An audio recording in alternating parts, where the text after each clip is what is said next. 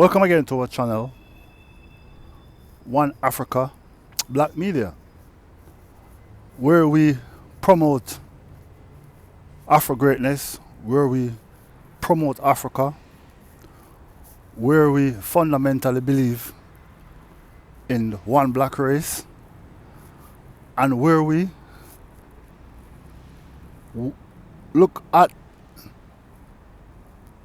the issues affecting Africa and the black race, issues in the past and issues in the present, and where we make suggestions how to make the future of Africa and the black race stronger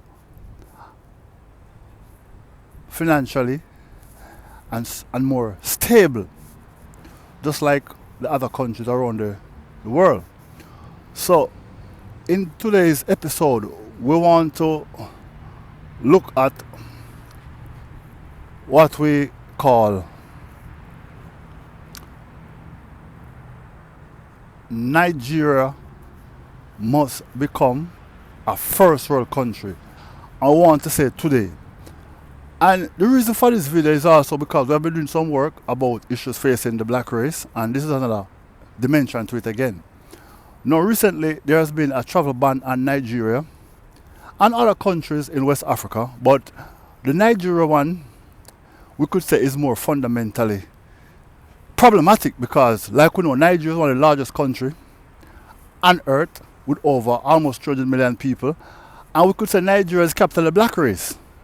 So a travel ban on Nigeria, we could say, is also a partial travel ban on the black race, because if we have one Africa, one thing for sure, Nigeria would also be a location with a capital.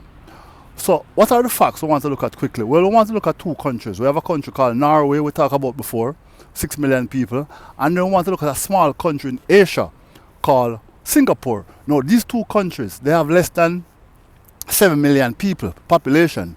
Nigeria, we have over 200 million, but yet still these two countries, their GDP or their foreign exchange earnings is over 400 million, while we know Nigeria's GDP is not even 300 million, even though there's so much resources, vast resources of oil, people, and farmland.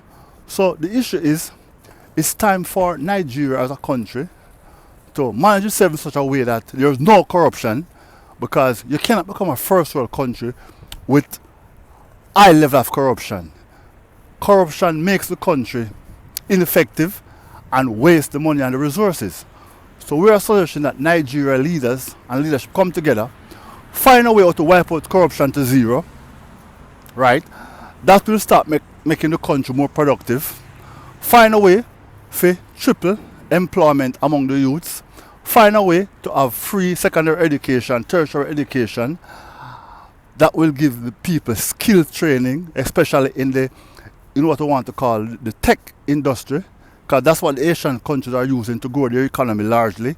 Making computers, making phones and all that. Burkina Faso is doing that now. And if Nigeria can do all of that, then modernize their infrastructure, expand infrastructure to make their country as formidable, as strong as any country around the world or any developed, so-called developed country. Double their manufacturing capabilities, because the material is right in Africa, and also team up with Niger, Burkina Faso and Mali, the Sahel Alliance, work together with them and see how they can move Nigeria forward to become a first world country, because this will help to achieve our goal of one Africa, making Africa and the black race getting more respect around the world. Because face it, if Nigeria as a country was making aeroplanes, making ships, and having a GDP twice as said China, then there would be no travel ban. There would only be economic respect. So this is why it's important for the Nigerian leadership to find a way to work with the neighbors around Burkina Faso, Niger, Mali, and the other countries, and help to form one Africa, one West Africa, one currency, remove the borders, free movement of people, and make a stronger region which will produce a stronger economy and which will help to push Nigeria's GDP to probably 500 million like the other countries. And we are suggesting this because our goal is to see one Africa, one black race, and Nigeria as a first world country now. Thank you for watching. Like, subscribe, and share.